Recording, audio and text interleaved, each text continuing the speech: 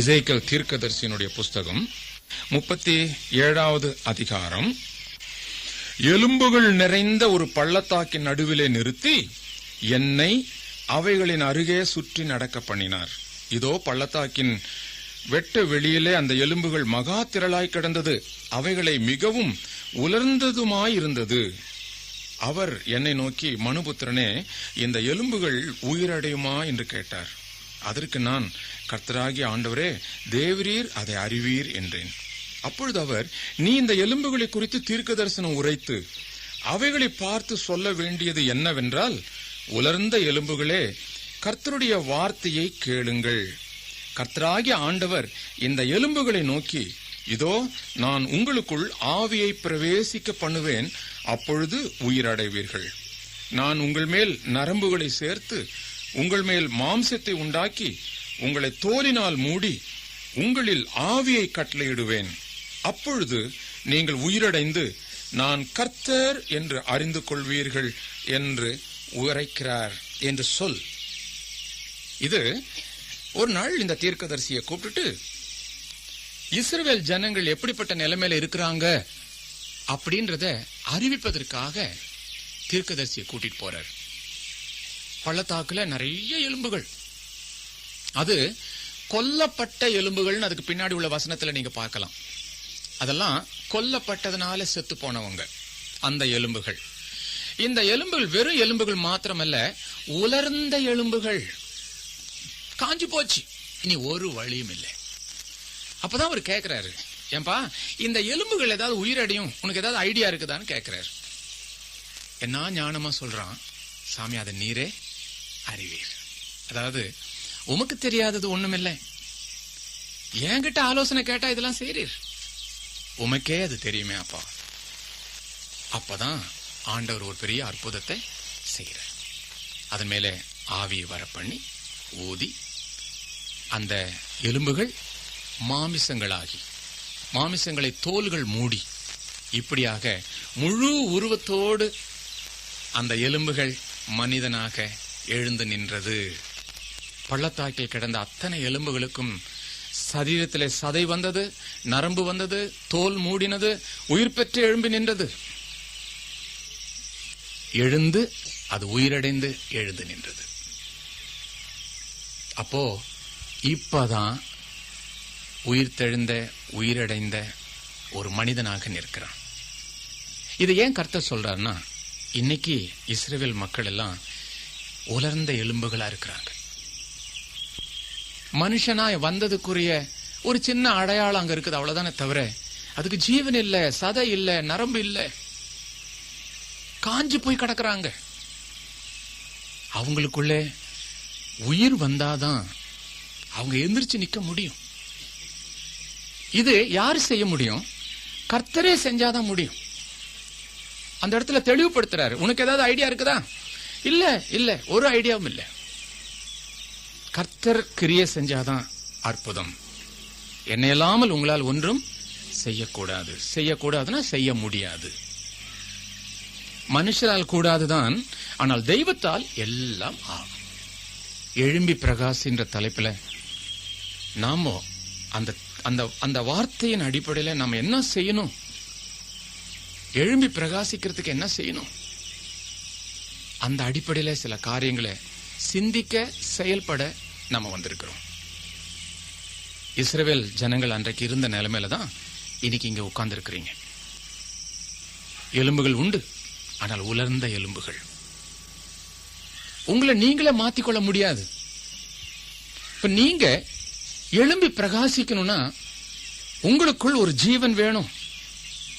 ஜீவன் இல்லாம நீங்க பிரகாசிக்க முடியாது. எவ்வளவுதான் பிரசங்க கேளுங்க, கேட்டுட்டு தான் இருப்பீங்க, ரசிப்பீங்க, பிரசங்கத்தை ரசிப்பீங்க, ஆனா கிரியில காட்ட முடியாது. உங்களுக்குள் ஒரு ஜீவன் வேணும். அது கர்த்தர் தான் செய்ய முடியும்.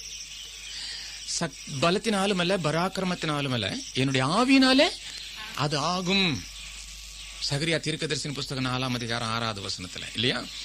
அப்போ பலத்தினாலும் அல்ல, பராக்கிரமத்தினாலும் அல்ல, என்னுடைய ஆவியினாலே அது ஆகும். எழும்பி நிற்பதற்கு, கர்த்தருக்காக பிரகாசிப்பதற்கு அடிப்படை இங்க முதலாவது போட்டிருக்கிறாங்க. உயிர்த்தெழுதல். அந்த உயிர்த்தெழுதலுக்கே முக்கியம் அடிப்படை ரட்சிப்பு. இந்த ரட்சிப்பு உங்களுடைய வாழ்க்கையில சரியானபடி இல்லைன்னா, அந்த ரட்சிப்பின் அடிப்படை உங்களுடைய வாழ்க்கையில இல்லைன்னா, நீங்க உயிர் அடைந்தோ அல்லது நிக்கிறேன்னு சொன்னாலும் பிரயோஜனம் இல்லை. நல்லா எழுதியிருக்கிறார். ஃபவுண்டேஷனே ரட்சிப்பு தான். திருச்சபைக்கு ஃபவுண்டேஷனும் ரட்சிப்பு தான். திருச்சபையினுடைய உபதேசங்கள்ல பாருங்க, எபிரேயருக்கு நிருபம் 6ஆம் அதிகாரம் 1 வசனத்துல திருச்சபையினுடைய உபதேசத்தை போட்டிருக்குது. கிறிஸ்துவை பற்றிய மூல உபதேசம் இவைகளை நீங்கள் விட்டு விடாமல் மனம் திரும்புதல், தேவன் பேரில் வைக்கிற விசுவாசம் வரிசையா சொல்லிட்டு வர்றார். 6 காரியங்களை எங்களை சொல்லிட்டு வர்றார். அந்த அடிப்படையில முதல் பகுதி என்ன? மனம் திரும்புதல். அதுக்கப்புறம் தான் நிறைய உபதேசத்தை சொல்றார். திருச்சபையினுடைய மிக முக்கியமான காரியம், ஒரு விசுவாசினுடைய கிறிஸ்தவன் சொல்லிக் கொள்கிற ஒரு மனுஷனுடைய ஜீவியத்துல முதல் காணப்படுகிறது மனம் திரும்புதல், ரட்சிப்பு. மனம் திரும்புதல், ரட்சிப்பு ரெண்டும் ஒண்ணுதான். இயேசு இந்த பரலோக ராஜ்யத்தில் பிரவேசிக்கிறதுக்கு ஒரு கண்டிஷன் கொடுத்தார். யோவான் 3ஆம் அதிகாரம் 3வது வசனத்துல, ஒருவன் மறுபடியும் பிறவாவிட்டால் அவன் தேவனுடைய ராஜ்யத்தை காண மாட்டான், பிரவேசிக்க மாட்டான். மறுபடியும் பிறக்கிற அனுபவம், மறுபடியும் பிறக்கிற அனுபவம், இதுதாங்க அடிப்படை.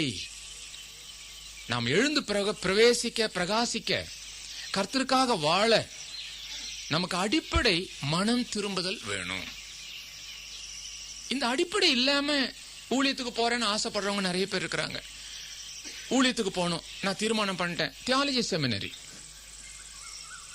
ஒரு போன வருஷம் நினைக்கிறேன் தியாலஜி செமினரிக்கு போனப்போ வந்திருக்கிற குருவானவர்களுக்கு வேண்டி படிக்கிற அந்த படிப்புக்காக வந்திருக்கிற மாணவர்களை பார்த்து கேட்கிறேன், உங்களை எத்தனை பேர் ரட்சிக்கப்பட்டிருக்கிறீங்க அப்படின்னா 4-5 பேர் தான். மற்றவங்க யாரும் அந்த அனுபவம் பெற்றுக்கொள்ளல. ஊழியம் செய்யணும்னு ஆசை, ஊழியத்துக்குன்னு வந்துட்டாங்க. இந்த அடிப்படை உபதேசத்தின் இந்த அனுபவமே இல்லாம நாளைக்கு இவங்க கையில திருச்சபையை கொடுத்தோம்னாக்கா என்ன ஆகும்? ரட்சிப்பை தவிர மற்றதெல்லாம் சொல்லிட்டு இருப்பாங்க இல்லையா?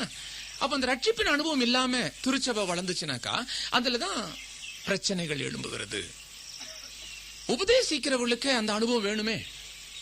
அப்போ அடிப்படை உபதேசம், மூல உபதேசம், கர்த்தர் எதிர்பார்க்கிற முதல் உபதேசம் மனம் திரும்புதல். மனம் திரும்புதல். பரலோக ராஜ்யத்துல போய் நியாயத்தீர்ப்பின் சமயத்துல நீ ஞானஸ்தானம் எடுத்தியா, நீ அந்நிய பாஷை பேசுறியா, இதெல்லாம் முதல்ல கேட்க மாட்டார். முதல் கேள்வியை நீ மனம் திரும்பிருக்கிறியாப்பா? மனம் திரும்பாம நீ உள்ள பிரவேசிக்க முடியாது. அதனாலதான் இந்த முதல் கூட்டத்தின், நான் பேசுற இந்த முதல் கூட்டத்திலேயே அடிப்படையை நீங்க தெரிஞ்சுக்கங்க. அதுக்கப்புறம் எப்படி பிரகாசிக்கிறன்றத நான் உங்களுக்கு நாளைக்கு சொல்றேன். அடிப்படை ரட்சிப்பு. சிலர் என்ன சொல்றாங்க, டாக்டர் நான் ரட்சிக்கப்பட்டனான்றது எனக்கே சந்தேகமா இருக்குதுன்றாங்க. நான் ரட்சிக்கப்பட்டனா இல்லையான்றது எனக்கே தெரியல. அடிப்படையே இல்ல. அடிப்படையே இல்லாமல நீ கிறிஸ்தவ வாழ்க்கை வாழ்ந்துட்டு இருக்கிற. நிறைய பேருக்கு இயேசுவை தெய்வமா ஏற்றுக்கொண்டிருக்கிறாங்க. ஆனா ரட்சிக்கிறவராக நிறைய பேர் புரிஞ்சிக்கல. தெய்வமா ஏற்றுக்கொள்றது வேற, ரட்சிக்கிறவராக புரிந்து கொள்ளுகிறது வேற.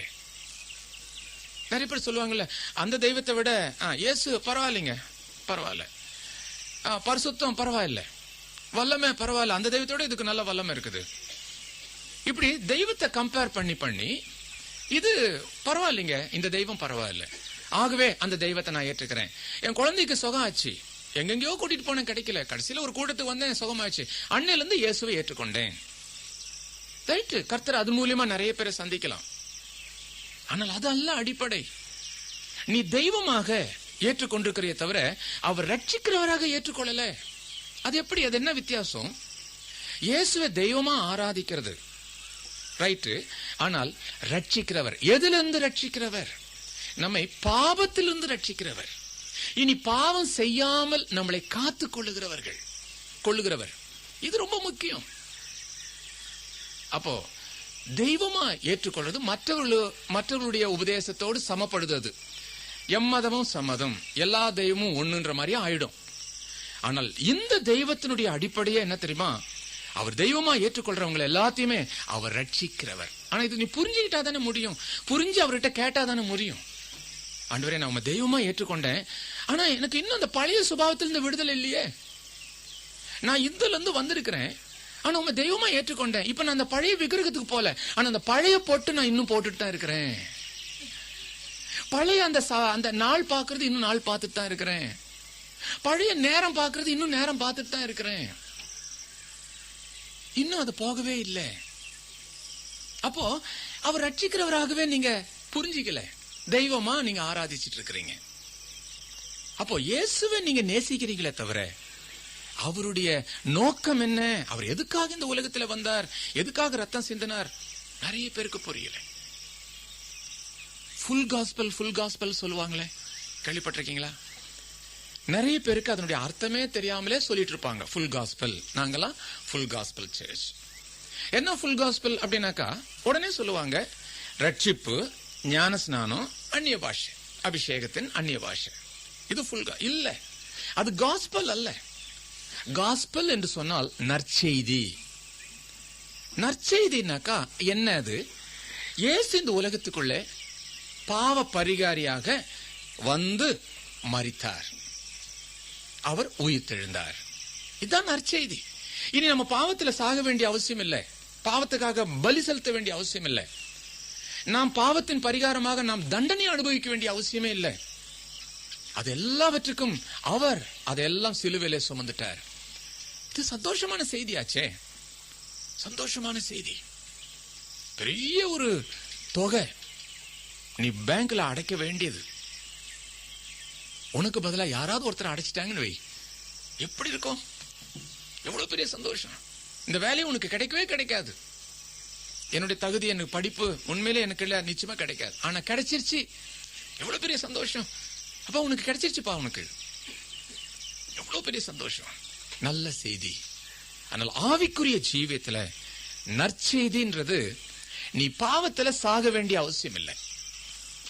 நற்செய்தின்னு சொல்றது என்னன்னா இயேசு கிறிஸ்துவனுடைய பிறப்பு, இயேசு கிறிஸ்துவனுடைய மரணம், இயேசு கிறிஸ்துவனுடைய உயிர்த்தெழுதல். இதுதான் பூர்ண சுவிசேஷம். சுவிசேஷத்துல பூர்ணம். பாதி அப்படின்னா என்ன அர்த்தம்? இயேசு பிறந்தார், நமக்காக பிறந்தார்னு கிறிஸ்துமஸ் கொண்டாடுறியே, அதான் பாதி சுவிசேஷம்.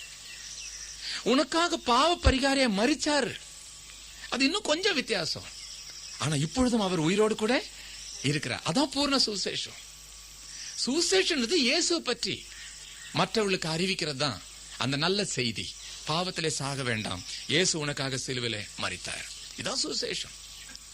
மற்றபடி பூர்ண சுவிசேஷம் சொல்லிக் கொள்கிறதுனுடைய காரியம் என்ன? அது பூர்ண உபதேசம் சொல்லலாம், அது சுவிசேஷம் என்று சொல்ல முடியாது. எப்படி அத பழக்கத்தில் அப்படி கொண்டு வந்தாங்களோ எனக்கு தெரியல.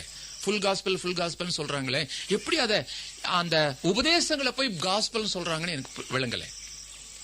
சுவிசேஷம் ஃபுல் காஸ்பல் என்று சொன்னாலே இதேதான். இயேசு கிறிஸ்துனுடைய பிறப்பு, ஏன் இயேசு இந்த உலகத்துல பிறக்கணும், இயேசுனுடைய மரணம், எதுக்காக அவர் மரிக்கணும், இப்ப அவர் செத்து போன தெய்வமா இல்ல உயிருள்ள தெய்வம், அதான் பூர்ணமாகுது. ஏன் நீ ஆராதிக்கிற? அவர் உயிரோட கூட இருக்கிறார். நீ எப்படி பேசுற? கண்ணு மூடிக்கிட்டு, முன்னாடி உருவமே இல்லையே, எப்படி பேசுற? அவர் உயிருள்ளவர், தேவன் ஆவியா இருக்கிறார். அவரை தொழுது கொள்ளுவர்கள் ஆவியோடும் உண்மையோடும் தொழுது கொள்ளணும். அதனால்தான் விக்கிரகத்துக்கு முன்னாடி கை கூப்பி வணங்க கூடாது. இயேசு கிறிஸ்துனுடைய போட்டோக்கு முன்னாடி கை கூப்பி வணங்கினா அது விக்கிரக ஆராதனை. போட்டோக்குள்ள இயேசு அல்ல. சிலர் எல்லாம் இயேசு கிறிஸ்துனுடைய போட்டோவுக்கு மாலை போட்டுருவாங்க, ஊதுபத்தி வைப்பாங்க, இல்லையா சாயந்தரம் ஆனா கொசுவுக்கு தான் வச்சிருக்காங்க, நான் பார்த்திருக்கிறேன். இயேசுவை கடிக்க கூடாதுன்றதுக்காக வச்சாங்களோ என்னன்னு தெரியல எனக்கு. போட்டோவை வச்சு சாயந்தரம் ஆனாக்கா ஊதுபத்தி கொளுத்தி வச்சிடுறது. கொளுத்துறதுக்கு உனக்கு வேற இடம் இல்லை, அந்த சந்து தான் பார்த்து உடனே சொருகி வச்சிடுறது. அதே மாதிரி மாலை போட்டு வச்சுக்கிறது. சாதாரணமா வீட்டுல யாராவது ஒரு போட்டோக்கு மாலை போட்டா என்ன அர்த்தம் ஆகும் நமக்கு? தமிழ்ல செத்து போட்டாங்கன்னு தான் அர்த்தம். அதுக்குதான் மாலை போடுறதுடைய அடையாளம். அதே மாதிரி ஒரு படத்துக்கு முன்னாடி விளக்கு வைப்பாங்க இந்துக்கள், அதுவும் அர்த்தமும் அதுதான். என்ன? செத்து போனவங்களுடைய அடையாளம். இன்னைக்கு இயேசு கிறிஸ்துனுடைய போட்டோக்கு முன்னாடி மெழுகு திரிய கொளுத்தி வைக்கிற, செத்தா போயிட்டாரு. அவர் ஜீவனுள்ள தேவன், அவர் உயிருள்ள தெய்வம். நீ போட்டோல அவரை பார்க்க முடியாது. அதனாலதான் கிறிஸ்தவங்க சரியான விசுவாசிங்க கண்ணை மூட சொல்றது. நிறைய பேருக்கு அதனுடைய நோக்கம் தெரியறதில்ல. ஒரு ஆளை ஜபம்னு சொன்னா எப்ப பார்த்தாலும் கண்ணை திறந்து எல்லாத்தையும் பார்த்துட்டு இருப்பான். ஏன் ஜபத்துல கண்ணை திறக்கிறேன்னா சொல்றான், ஜபத்துல விழுத்திருங்கள்னு வசனம் சொல்லுதான். அந்த ஒரே ஒரு வசனத்துக்கு தான் அவன் கீழ்ப்படிஞ்சிருக்கிறான். அவன் எப்படி இருக்குதுன்னு யோசனை பண்ணி பாருங்க. அதனுடைய அர்த்தம் என்ன?